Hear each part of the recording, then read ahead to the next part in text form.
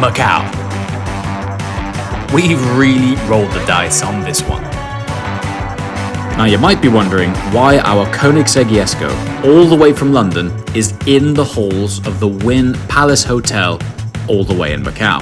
All right, that's all parked up. Cannot believe this thing's here. Since opening Koenigsegg London, we've received a lot of international attention.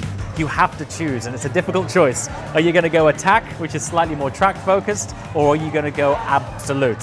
So, instead of them coming to us, we thought we'd take the car to them. This thing is stunning. At the Ultra High Rollers event at the Wynn Palace Hypercar Show. You actually can see renders. Every car that you see in this photo is somewhere on property. 1,706 rooms, 8 acres of water, 28 stories. Its own cable car, really friendly people, and today, one Koenigsegg. And lots and lots and lots of shopping.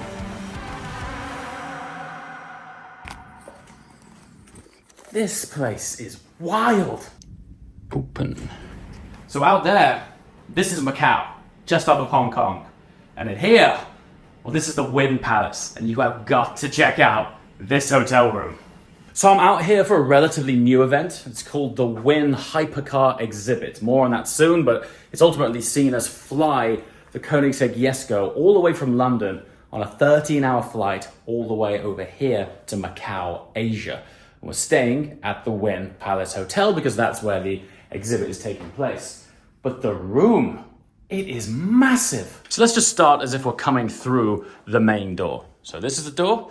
As you come in, on your right, you've got a walk-in wardrobe that goes through to the bathroom. On the left, you have another smaller bathroom, and then directly in front of you is the main lounge. And when I say main lounge, it's because there's actually a second sort of lounge area in the main bedroom through there. But just look at the size of it. I mean, there's a 3-seater sofa with suite to give you some context of scale. You've got an 80-inch TV screen on the wall, some pretty cool artwork going on. There's fresh fruit pretty much every single day. And check out this in terms of a well-stocked fridge. Behold, Starbucks Frappuccino in the fridge. Never seen that in a hotel before. Also, what do you think this is? Now, I gotta be careful because items that are removed for longer than 60 seconds will be charged directly to your room account. What do you think this is? It's like Asian cola, maybe? Anyway, try that one out later. Oh yeah, and we got this chocolate welcome pack too. And then off the lounge is the bedroom, which again, keeping on theme of scale, got quite a peculiar view. I mean, there's this massive sort of sports facility over there, and you can just see one wing of the Wynn here. But there's a look out over there, over the bay. So you can just see over there the coast, and we're overlooking Macau Airport. And not too far from here, over there somewhere, is Hong Kong. Long way down. I'm on the 27th floor here. And now the bathroom. Now this thing, we've got a his and hers side, which is convenient because my wife's joined me on this trip, which is really cool. I'm actually away from home a little longer than I normally would be on a trip like this, so I thought it would be great to bring the family along, which is always a bonus. Just for context, little pot, big bathroom. Walk-in wardrobe. Yeah. Wish all my hotel rooms were like this. Anyway, we've got a Koenigsegg downstairs. The scale of it. It's actually quite hard to contextualize the scale of this. I mean, this is the sort of roundabout, for want of a better word, that connects the different wings. It's quite amazing. I guess the easiest way of explaining this place, Macau is effectively the Vegas of Asia, right? And so the style and the scale and just the grandeur of it all is very in keeping with that theme. So if you're wondering what it's like, Vegas, just off the coast of Hong Kong. It's pretty amazing. Oh yeah, and that's probably about the last time you're gonna hear any audio without music. Literally every single orifice of this establishment, even outside in the plant pots, there's speakers. How crazy is this? So yeah, for the spot of context, anyone who's just tuned into this channel totally off the bat, we're really fortunate back home in the UK to have our very own Koenigsegg dealership in Kensington High Street in London. Now, we've been honoured to be asked to bring our Koenigsegg Jesko over from the UK to be part of the Hypercar exhibition, which is in the Wynn Palace Hotel. When I say it's in the Wynn Palace Hotel, it's in the Wynn Palace Hotel.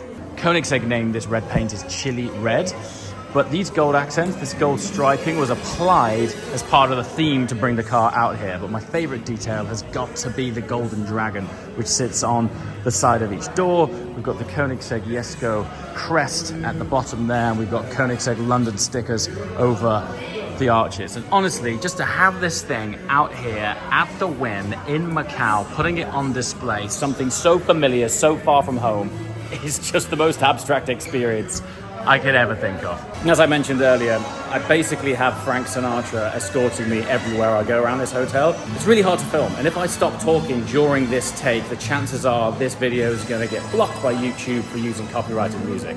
So if I sound like a rambling madman, that's why.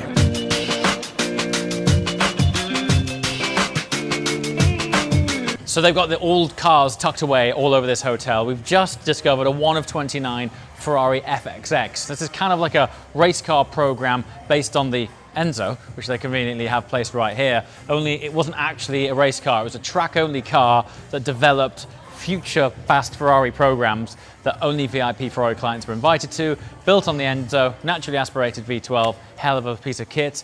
New interpretation of the Lamborghini Countach, ultra rare machine. They've got this hyper shop here, which is pretty cool if you're into buying merch that effectively is associated with all of the brands of these cars. Lamborghini Centenario. I mean, just to lay your eyes on one of these things in reality is berserk. With a sculpture on it. This one as well is entirely carbon bodied car. Ultra rare. Speaking of ultra rare, doesn't get much rarer than a Porsche 911 GT1, and this is a literal road legal version of the GT1 race car that it was originally homologated for. And then, as exotic as you want to get, Huayra Roadster BC, full red exposed carbon. Nuts. Jet black McLaren Speedtail, just 106 of these are being made worldwide, over 1,000 horsepower, central driving position, tip of the hat to the McLaren F1, very rare, very cool.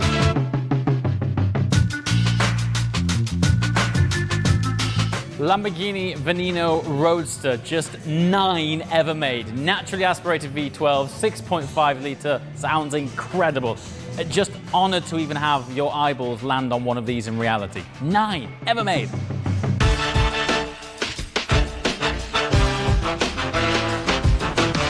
Right, the Wynn Hypercar Concours is not playing around.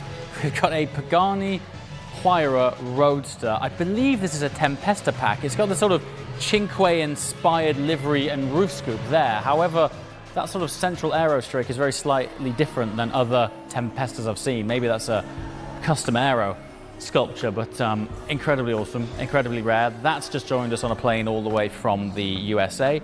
And then over here, we've got a right-hand drive, full carbon-bodied Senna.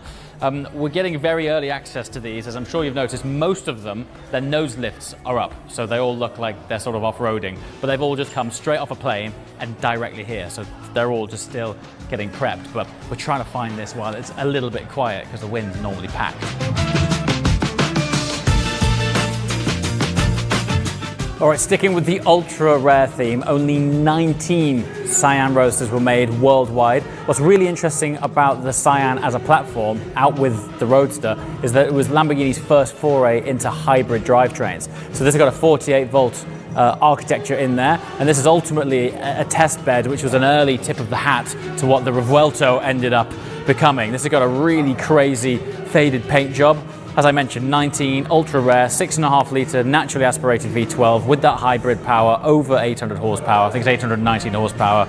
Again, just to lay your retinas on one of these in reality is bonkers. But this design language of that Y-shaped DRL, daytime running light there, that's ultimately the design language that made it onto the next or now current generation of Lamborghini in the Revuelto, and likely the successor to the Huracan. So one of the main things that makes this event really special is the fact that it's totally open to the public. Normally, to see cars like this, you're paying a hefty price for an entry ticket to a really exclusive event, something like Pebble Beach, Quail, something along those lines. Whereas here, you can walk in those doors for free and be welcomed with a Pagani Huayra R, an Apollo IE Evo, and 30 of the world's greatest hypercars down one corridor. These two have flowed over from USA, so we've got a beautifully simple, dare I say it, carbon exposed bodied Chiron. You might not be able to see it here because it looks pretty much jet black, but that entire body is exposed carbon fiber. You can tell that it came over from the States because federal issue fenders and bumpers, etc., have to have these side reflectors and indicators on them. Lamborghini Veneno, there's a strong Lamborghini theme here. This has also joined us over from the USA, landed today, fresh off the plane.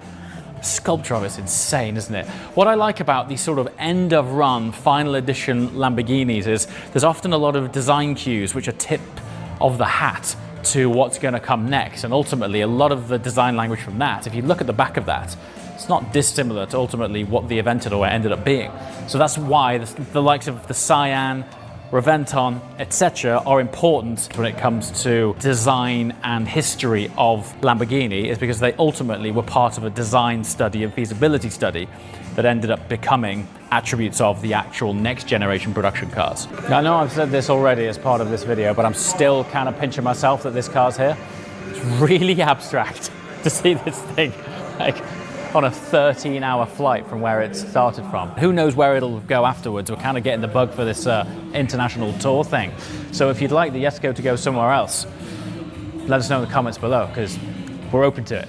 Well, I wasn't sure how we were going to finish this video, but this feels appropriate. So as always, thanks for watching, and we shall see you next time. Ciao!